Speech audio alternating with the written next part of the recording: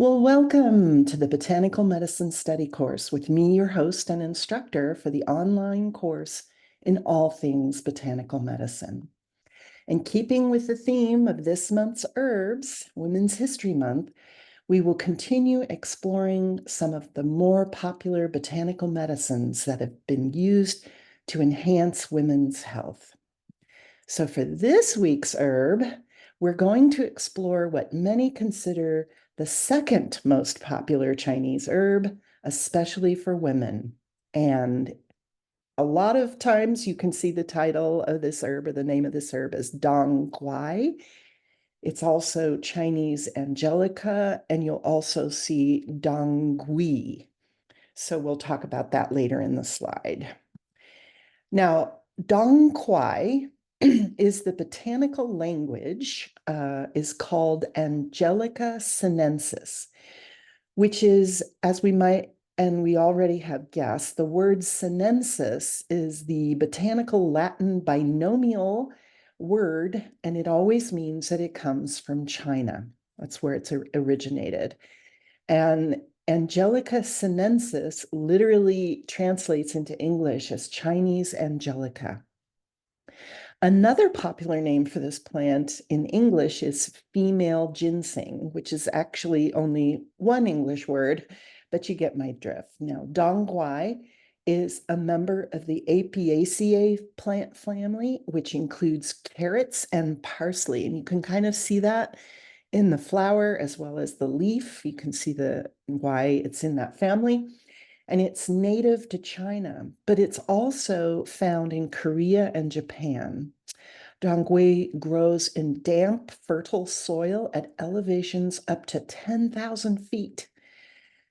Now, above ground, the plant has purple stems and it can grow up to 6 feet tall. And at the top of it, the flowers are these disc-shaped umbels. That's the botanical term for those lovely clusters of flowers, and they're tiny and white. It's quite beautiful. The plant is perennial. Again, the leaves look like parsley, and the flowers look like little umbrellas. That's why they call them umbels. Now, the roots of Angelica sinensis look a lot like ginseng, and that's why it's called female ginseng. And the roots are very aromatic, meaning they have a strong scent. In China, this plant is grown in Gansu, Sichuan, Shaanxi, and Hubei. But according to those in the know, Gansu Dongquai is the best. So, get those labels and know where you're getting your stuff.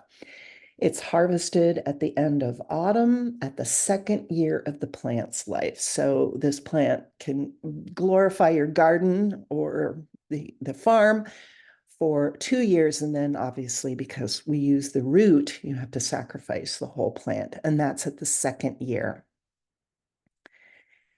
Now, here we have the Chinese characters, and the Chinese term is dongui, and gui is the word for root. But a lot of times the English pinyin will say dong quai. So I guess you can make your decision. But I wanted to put both in so you know what you're dealing with. And again, Angelica Sinensis is the Latin binomial. So if you have questions, like what am I getting? I don't understand these words or the characters. If you know your Latin binomial, then you're good to go. Now, this herb has the qualities of sweet, spicy, bitter, and warm. And again, you're using the root, and it enters the heart, liver, and spleen meridians. The main use for dongguai is a blood tonifier, and it's also considered a blood mover, okay? So if you have scanty periods or your periods are very irregular, this is very good for you. Painful menstruation, any type of stagnation in Chinese medicine, especially painful stagnation, which a lot of women have with their menstrual periods. They get terrible cramps. A blood mover like Dong Quai would be really good. And also, if you don't have any periods, this will bring them on. And this is called amenorrhea. And the Chinese term, they said it eases blood stasis. And again, that's blood stagnation, eases painful blood stasis. It also moistens the bowels, so it's good if you're constipated. And usually, constipation in Chinese medical theory, one of the causes can be blood deficiency. And so that's the theory behind this. And also because it's a blood mover and it eases stasis, it can reduce swelling. But you need to be careful because the diagnosis has to be correct for this. And the Chinese are very specific in their diagnosis. Okay, so the chemical constituents of Dong Quai in this wonderful, wonderful graphic is from ResearchGate. So I get a lot of graphics from there. And if you are needing graphics for presentations of any sort, but particularly scientific, this is a wonderful go-to place for those. Now, there's all kinds, as you can see. We can, try and pronounce all of these. One of the big ones is butylidene phthalidide and sesquiterpenes, sucrose, vitamin B12. There's carotene in there. There's all kinds of things that interfere and promote certain types of pathways in the body. And what we can say is by understanding these chemical constituents, there's a lot of research into anti-cancer treatment, blood disorders, and also as an anti-inflammatory. Now, there are a lot of contradictions with this lovely herb. And in my opinion, you really need to be aware of them. This is a wonderful example of the power of plants.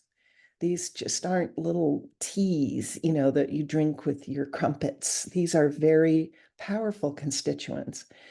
And this is also another reason why you need to have a complete workup. I mean, complete, meaning good to go to your physician and get blood work, x-rays, all kinds of stuff like that. And then you also need to get a good workup and diagnosis by a qualified Chinese herbalist. And what that involves is a thorough history, and they do what's called a tongue diagnosis. They look at your tongue and they tell you what's going on because there's all kinds of correspondences between the tongue and the body functions, the organs, etc., and also a pulse. And again, pulse diagnosis has correspondences with organs functions, and your status of all kinds of things. So if you get both of those things together, then you can use these powerful herbs very appropriately and safely. Now, in Chinese medicine, which I don't know all of you are familiar with the terminology, it's contradicted in cases of damp heat stagnating in the middle, okay? And also lung heat with phlegm fire and yin deficiency with excess yang. And the big reasons for all of those contraindications in the Chinese diagnosis is because it's a very warm herb, okay? And it's a blood mover and it can aggravate these conditions. So you need to be careful with that. Now, if you do have loose stool, this is also not a good idea, okay? Now, for the rest of us citizens who are blissfully ignorant of Chinese medical theory, anybody that has hormone-sensitive cancers, and that means any kind, specifically breast, ovary, uterus, and prostate, this is not your herb. If you have a history of endometriosis, or you're suffering with it, or you have uterine fibroids, this will aggravate your condition. It will make you worse. if you have any type of blood clotting disorder, this is a dangerous herb to take with that. So this is not a good idea if you've had a heart attack or a stroke, or you have a clot in a leg or whatever. Don't take this herb, please. And also, let's say you're taking this very safely for indicated situations and you're going to have some teeth removed or cosmetic surgery or repairing a hernia or whatever. If you have scheduled surgery, you need to stop taking this 2 weeks before that. And if you're having surprise surgery, you need to tell your surgeon that you were taking this herb. Okay, so now, the other thing you need to know when you're taking Quai or Dongui, you need to not take this if you are on blood thinning medications such as warfarin or Coumadin, because this will make you bleed more. Okay. And obviously you want to, dissolve those clots and things like that. But if you cut yourself, you will bleed dangerously. So please don't do that. And also, if you're taking different herbs for blood thinning, and usually people take blood thinning herbs for heart health. So we're talking about, and this is not obviously an herb, but any type of fish oil supplements, any type of omega-3, like evening primrose oil, garlic. This doesn't go well with garlic. Ginger, ginkgo. It's also not good to take with ginseng or licorice or turmeric, any of those herbs. And it's also not a good idea to take this with non-steroidal anti-inflammatory drugs, better known as NSAIDs. And that's things like aspirin, ibuprofen, or naproxen. And some of the trade names for naproxen are things like Aleve. And this increases your risk of bleeding. And the problem with that is let's say you're having stomach trouble, or you may have an ulcer that you're not aware of, and you're taking these drugs, and then you take Quai, then you can bleed internally. And that's not a good thing. Now, also, if you're pregnant or breastfeeding, please do not take Quai.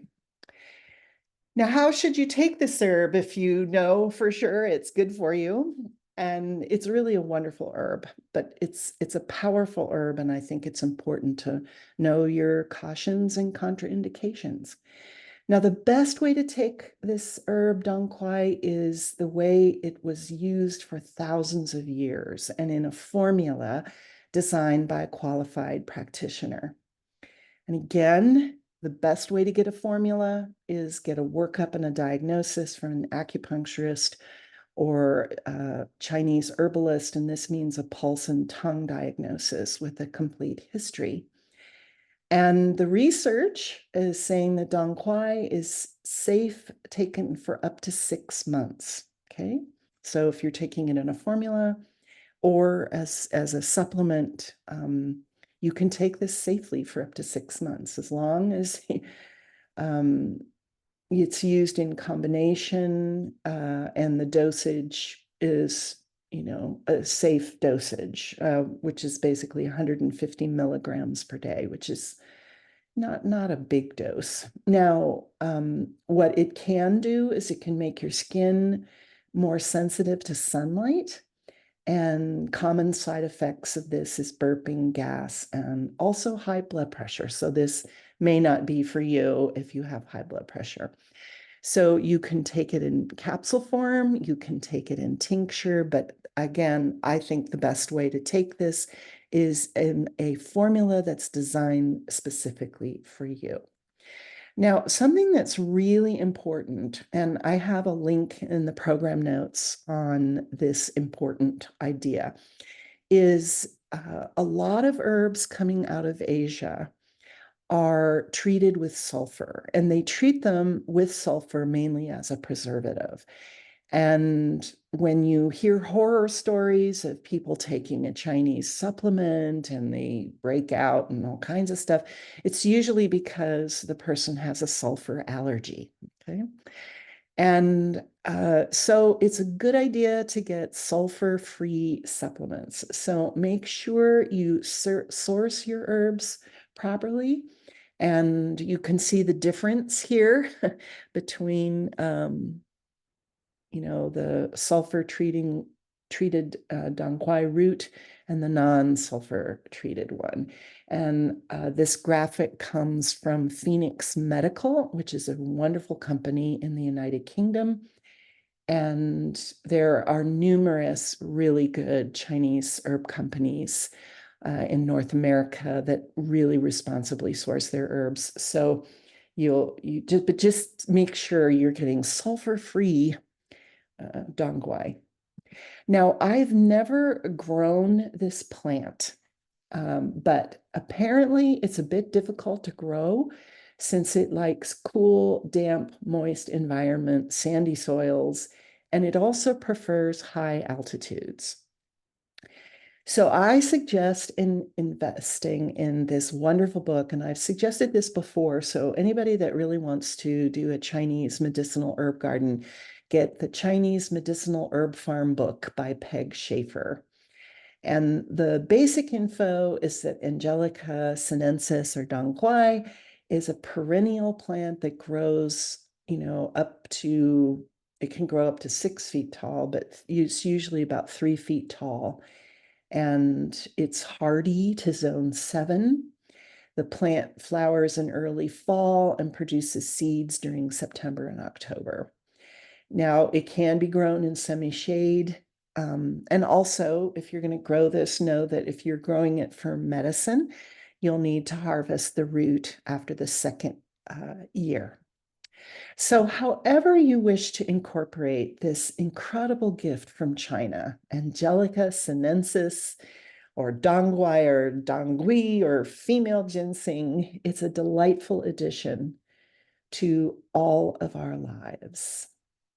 So this is Stephanie Georgiev saying thank you so much for spending your valuable time with me.